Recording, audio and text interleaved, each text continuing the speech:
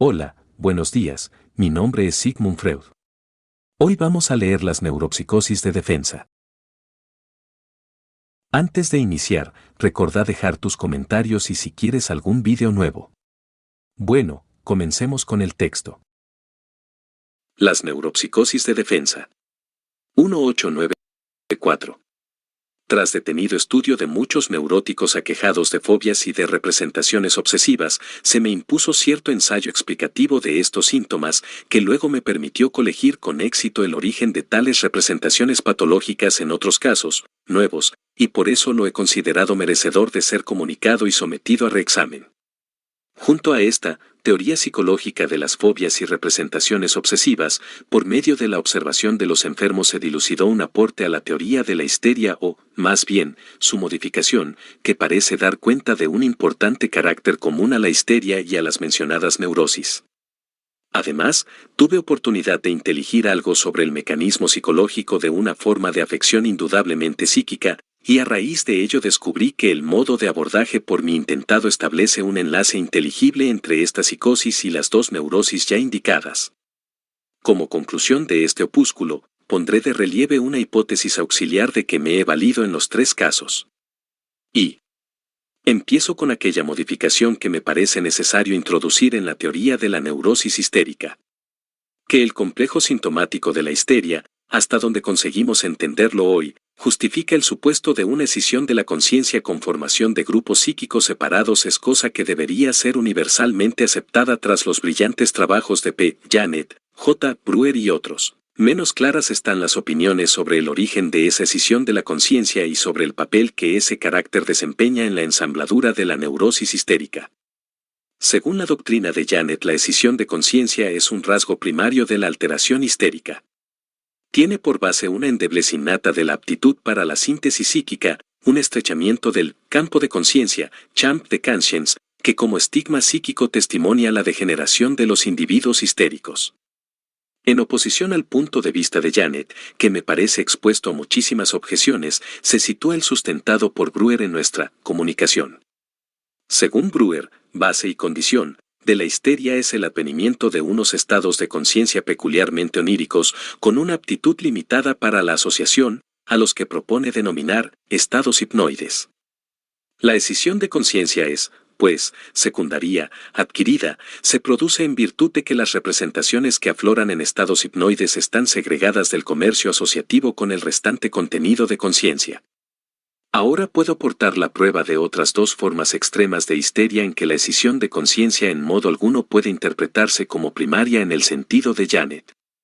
Para la primera de esas formas conseguí demostrar repetidas veces que la escisión del contenido de conciencia es la consecuencia de un acto voluntario del enfermo, vale decir, es introducida por un empeño voluntario cuyo motivo es posible indicar.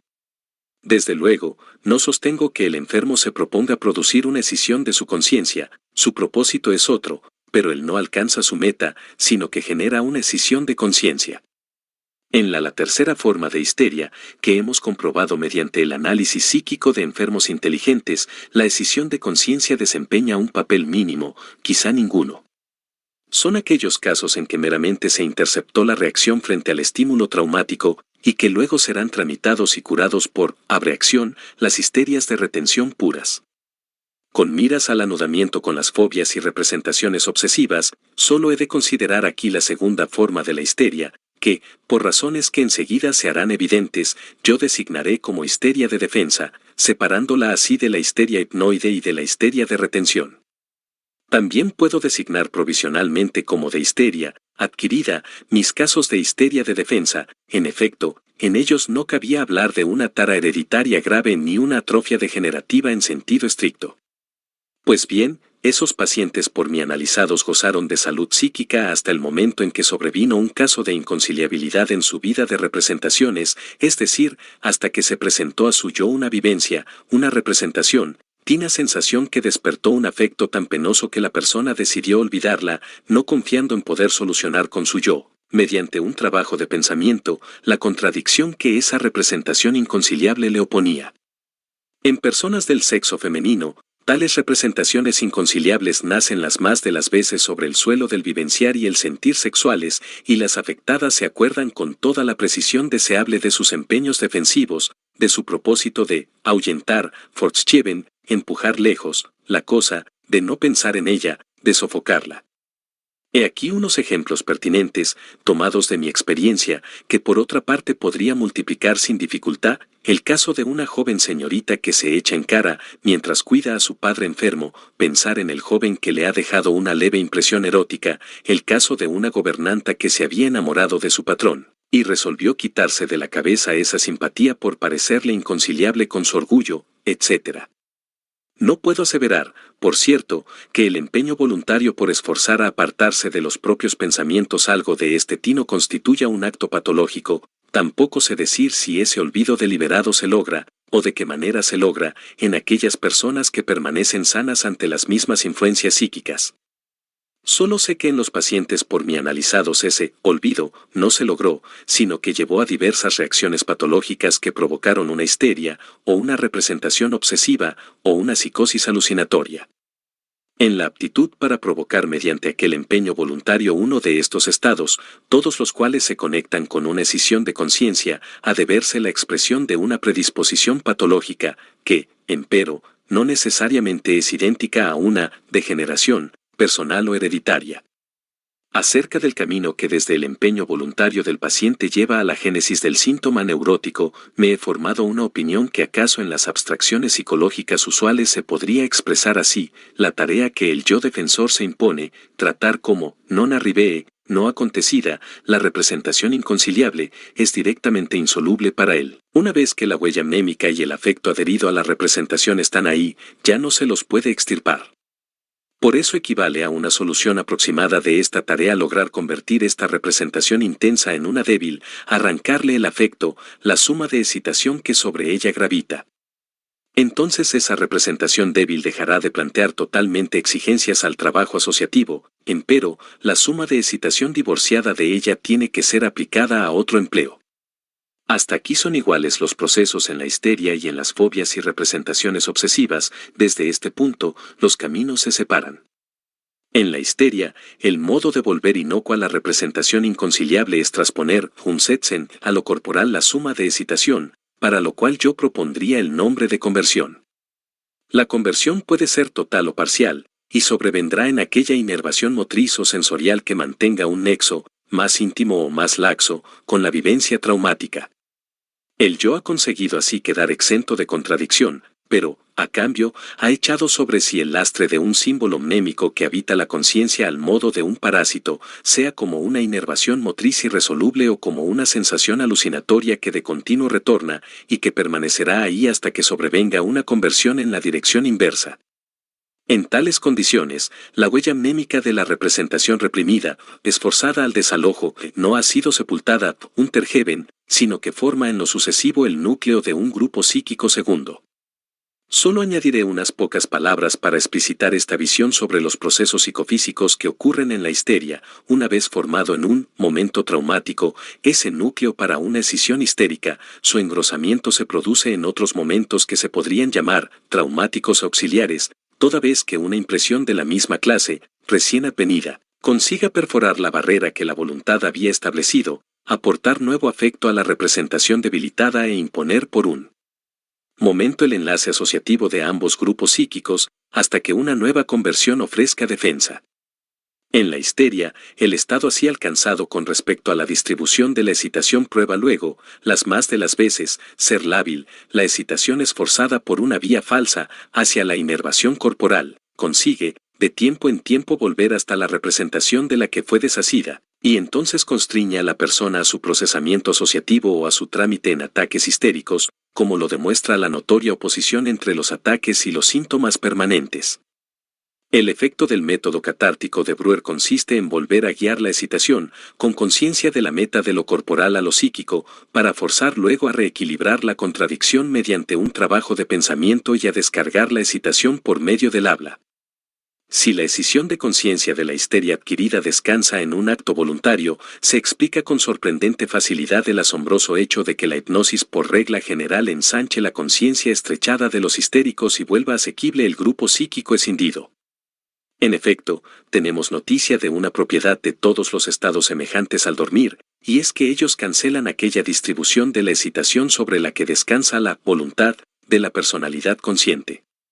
Según lo expuesto, no discernimos el factor característico de la histeria en la escisión de conciencia, sino en la aptitud para la conversión, y tenemos derecho a citar como una pieza importante de la predisposición histérica, que por otra parte nos es desconocida, la capacidad psicofísica para trasladar a la inervación corporal unas sumas tan grandes de excitación.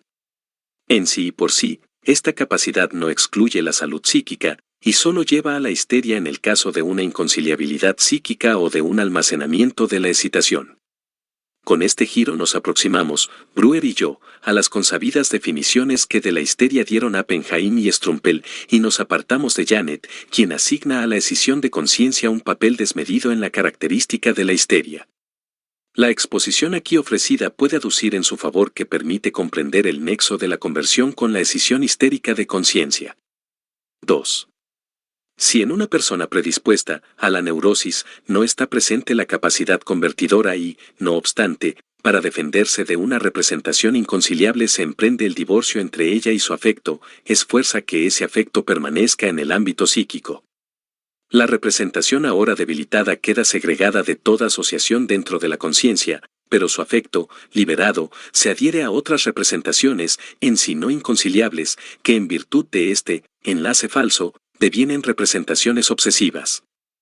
He ahí, en pocas palabras, la teoría psicológica de las representaciones obsesivas y fobias, de que hablé al comienzo. Ahora indicaré, entre las piezas que esa teoría requiere, cuáles admiten demostración directa y cuáles he completado yo. Directamente demostrable es, además del punto final del proceso, la representación obsesiva misma, ante todo la fuente de la que proviene el afecto que se encuentra dentro de un enlace falso.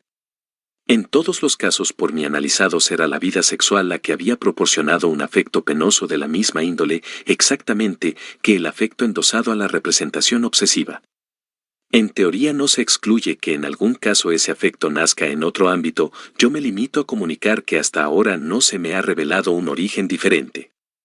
Por otra parte, con facilidad se comprende que justamente la vida sexual conlleve las más abundantes ocasiones para la emergencia de representaciones inconciliables. Es demostrable, además, por las más inequívocas manifestaciones de los enfermos, el empeño voluntario, el intento defensivo a que la teoría atribuye gravitación, y al menos en una serie de casos los enfermos mismos anotician que la fobia o la representación obsesiva solo aparecieron después que el empeño voluntario hubo alcanzado en apariencia su propósito. Cierta vez me pasó algo muy desagradable, puse empeño en ahuyentarlo, en no pensar más en eso. Al fin lo conseguí, y entonces me sobrevino lo otro, de lo cual desde entonces no he podido desprenderme. Con estas palabras me corroboró una paciente los puntos capitales de la teoría aquí desarrollada. No todos los que padecen de representaciones obsesivas tienen tan en claro el origen de estas. Por lo general, cuando se les señala a los enfermos la representación originaria de naturaleza sexual se obtiene esta respuesta, de ahí, sin embargo, no puede venirme. No me he ocupado mucho de ello. Por un momento me causó espanto, pero luego me distraje de eso y desde entonces me dejó tranquilo. En esta objeción, tan frecuente, tenemos una prueba de que la representación obsesiva figura un sustituto o un subrogado de la representación sexual inconciliable y la ha relevado dentro de la conciencia. Entre el empeño voluntario del paciente, que logra reprimir la representación sexual desagradable, y la emergencia de la representación obsesiva, que, poco intensa en sí misma, está dotada ahora con un afecto inconcebiblemente intenso, se abre la laguna que la teoría aquí desarrollada pretende llenar. El divorcio entre la representación sexual y su afecto, y el enlace de este último con otra representación, adecuada pero no inconciliable, he ahí unos procesos que acontecen sin conciencia, que solo es posible suponer, y ningún análisis clínico psicológico es capaz de demostrar. Quizás sería más correcto decir, estos en modo alguno son procesos de naturaleza psíquica, sino procesos físicos cuya consecuencia se figura como si efectivamente hubiera acontecido lo expresado mediante los giros, divorcio entre la representación y su afecto, y enlace falso, de este último. Junto a los casos en que se comprueba la presencia sucesiva de la representación sexual inconciliable y de la representación obsesiva, hallamos una serie de otros casos de simultaneidad entre representaciones obsesivas y representaciones sexuales de tinte penoso. No es muy adecuado llamar a estas últimas representaciones obsesivas sexuales, les falta un rasgo esencial de las representaciones obsesivas, demuestran estar plenamente justificadas, mientras que lo penoso de las representaciones obsesivas ordinarias constituye un problema para el médico y el enfermo. Hasta donde pude inteligir los casos de este tipo, se trataba de una defensa continua frente a representaciones sexuales que llegaban en forma permanente, vale decir, de un trabajo que aún no había alcanzado su acabamiento. Los enfermos suelen mantener en secreto sus representaciones obsesivas toda vez que son conscientes de su origen sexual. Y cuando se quejan de ellas, las más de las veces expresan su asombro por sucumbir al afecto en cuestión, por angustiarse, tener determinados impulsos, etc. Al médico experto, en cambio, ese afecto le aparece justificado e inteligible, para él lo llamativo es solo el enlace de ese afecto con una representación que no es digna de él. En otras palabras, el afecto de la representación obsesiva le aparece como dislocado, dislocieren, transportado, transponieren, y en caso de haber aceptado las puntualizaciones aquí consignadas, el médico puede ensayar la retraducción a lo sexual en una serie de casos de representación obsesiva. Para el enlace secundario del afecto liberado se puede aprovechar cualquier representación que por su naturaleza sea compatible con un afecto de esa cualidad, o bien tenga con la representación inconciliable ciertos vínculos a raíz de los cuales parezca utilizable como su subrogado. Por ejemplo, una angustia liberada, cuyo origen sexual no se debe recordar, se vuelca sobre las fobias primarias comunes del ser humano ante ciertos animales, la tormenta, la oscuridad, etc., o sobre cosas que inequívocamente están asociadas con lo sexual de alguna manera, como el orinar, la defecación, el ensuciarse y el contagio en general. La ventaja obtenida por el yo tras emprender para la defensa el camino del transporte del afecto es mucho menor que en el caso de la conversión de una excitación psíquica en una inervación somática. El afecto bajo el cual el yo padecía permanece como, antes, sin cambio y sin disminución, solo la representación inconciliable ha sido sofrenada, excluida del recordar. Las representaciones reprimidas constituyen también aquí el núcleo de un grupo psíquico segundo, que, a mi parecer, es asequible aún sin el auxilio de la hipnosis. Si en las fobias y representaciones obsesivas están ausentes los síntomas más llamativos que en la histeria acompañan a la formación de un grupo psíquico independiente, ello se debe, sin duda, a que en el primer caso la alteración íntegra ha permanecido en el ámbito psíquico y el vínculo entre excitación psíquica e inervación somática no ha experimentado cambio alguno. Ilustraré lo dicho aquí sobre las representaciones obsesivas con algunos ejemplos que probablemente sean de naturaleza típica. 1. Una muchacha padece de reproches obsesivos. Si leía en el periódico sobre linos monederos falsos, daba en pensar que ella misma había fabricado moneda falsa. Si en alguna parte un malhechor desconocido había perpetrado un homicidio, se preguntaba ella angustiosamente si no había cometido ese asesinato. Y a la vez tenía clara conciencia del despropósito de estos reproches obsesivos. Durante cierto lapso la conciencia de culpa alcanzó tanto imperio sobre ella que ahogó su crítica y se acusaba ante sus parientes y ante el médico de haber perpetrado realmente todos esos crímenes, psicosis por acrecentamiento simple, psicosis de avasallamiento. Un interrogatorio firme descubrió entonces la fuente de donde provenía su conciencia de culpa, incitada por una sensación voluptuosa casual, se había dejado inducir por una amiga a la masturbación, y desde hacía años la practicaba con la cabal conciencia de su mala acción y los autorreproches más violentos, pero, como es habitual, inútiles. Un exceso tras asistir a un baile había provocado el acrecentamiento hasta la psicosis. La muchacha curó tras unos meses de tratamiento y de una vigilancia muy severa. 2. Otra muchacha sufría bajo el miedo de que le asaltaran las ganas y entonces se orinaría, ello después que una urgencia así la constriñó realmente cierta vez a abandonar una sala de conciertos durante la ejecución. Esta fobia le había quitado poco a poco toda capacidad de goce y de trato social. Solo se sentía bien si se sabía próxima a un baño al que pudiera ir sin ser advertida. Estaba excluida cualquier afección orgánica del gobierno sobre la vejiga que justificara ese malestar. Las ganas de orinar no le venían en su casa, en condiciones de tranquilidad, ni durante la noche. Un examen ahondado demostró que la presión en la vejiga le sobrevino la primera vez en las siguientes condiciones: en la sala de conciertos, no lejos de ella se había sentado cierto señor que no era indiferente a su sentir. Empezó a pensar en él y a pintarse como se sentaría a su lado siendo su esposa. Estando en esta ensoñación erótica, le sobrevino aquella sensación corporal que es preciso comparar con la erección del varón y que en ella, no sé si así ocurre en general, concluía con una ligera presión de vejiga. De esta sensación sexual, con la que ya estaba habituada, se espantó mucho ahora, porque entre sí había resuelto combatir esa inclinación y cualquier otra semejante, y un instante después este afecto se le transfirió sobre las ganas de orinar concomitantes, constriñéndola a abandonar la sala tras una lucha martirizadora. En su vida ordinaria era tan mojigata que todo lo sexual le causaba intenso horror, y no podía concebir la idea de que se casaría alguna vez. Por otra parte, era sexualmente tan hiperestésica que aquella sensación voluptuosa le aparecía con cualquier ensoñación erótica que se permitiese. Las ganas de orinar habían acompañado siempre a la erección, pero sin que ello la impresionara hasta aquella escena en la sala de conciertos. El tratamiento permitió dominar la fobia casi por completo. 3. Una joven señora que tras 5 años de matrimonio tenía un solo hijo, se me quejó de su impulso obsesivo de arrojarse por la ventana o el balcón y del miedo que la asaltaba a la vista de cualquier cuchillo filoso de acuchillar a su hijo.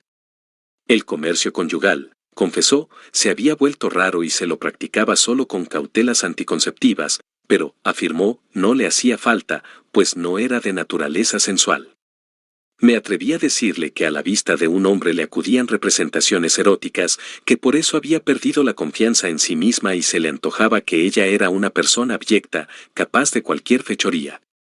Esa retraducción de la representación obsesiva a lo sexual fue certera, confesó enseguida, llorando, su miseria conyugal por largo tiempo ocultada, y luego comunicó también unas representaciones penosas de carácter sexual inmodificado, como la sensación, que le retornaba a menudo, de pujarle algo debajo del vestido.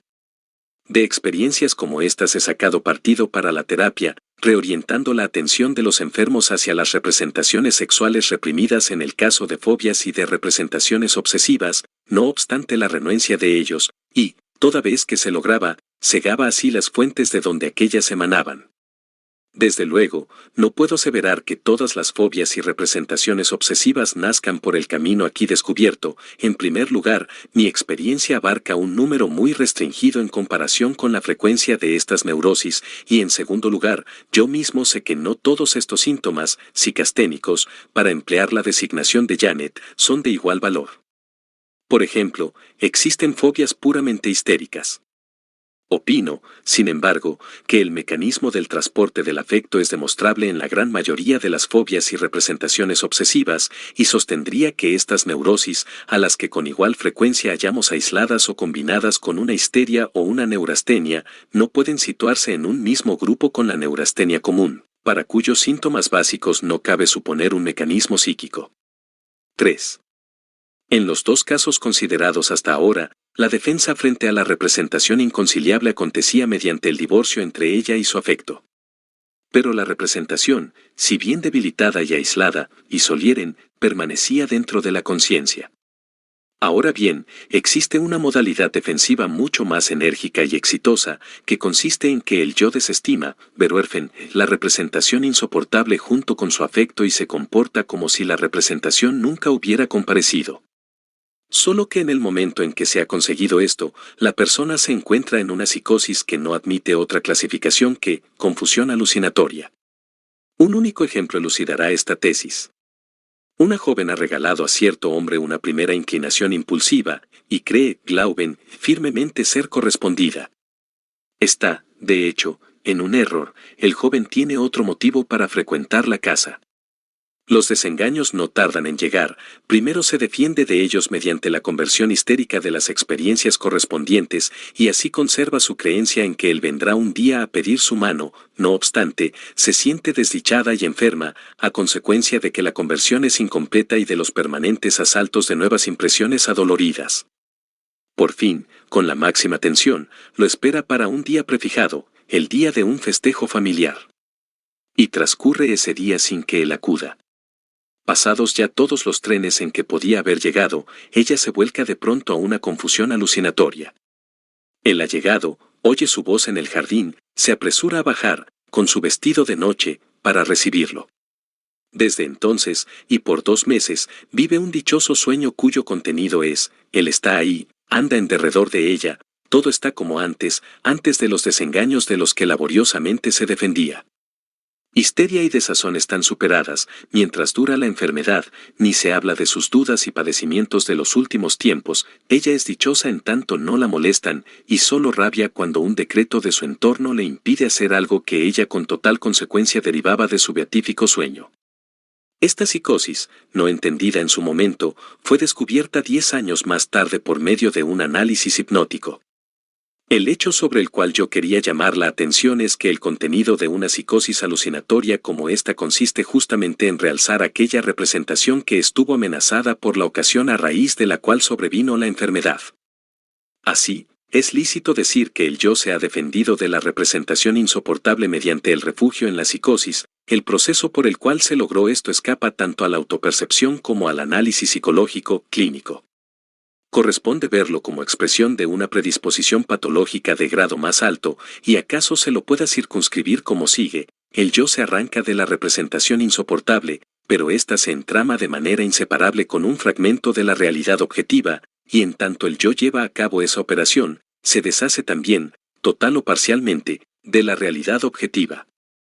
Esta última es a mi juicio la condición bajo la cual se imparte a las representaciones propias una vividez alucinatoria, y de esta suerte, tras una defensa exitosamente lograda, la persona cae en confusión alucinatoria.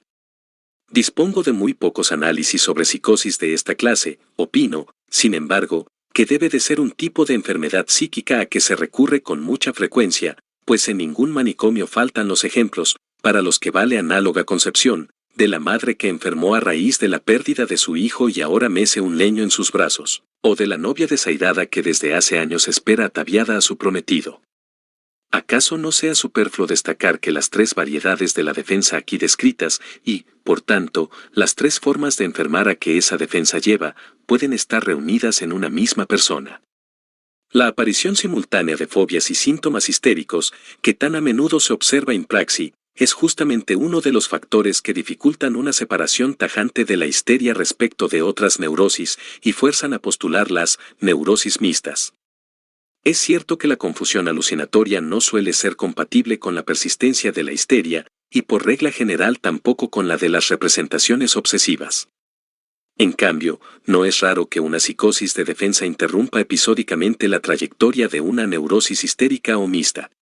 Por último, expondré en pocas palabras la representación auxiliar de la que me he servido en esta exposición de las neurosis de defensa. Aquí, en las funciones psíquicas cabe distinguir algo: monto de afecto, suma de excitación, que tiene todas las propiedades de una cantidad, aunque no poseamos medio alguno para medirla, algo que es susceptible de aumento, disminución, desplazamiento y descarga, y se difunde por las huellas mnémicas de las representaciones como lo haría una carga eléctrica por la superficie de los cuerpos. Es posible utilizar esta hipótesis, que por lo demás ya está en la base de nuestra teoría de la abreacción, en el mismo sentido en que el físico emplea el supuesto del fluido eléctrico que corre. Provisionalmente está justificada por su utilidad para resumir y explicar múltiples estados psíquicos.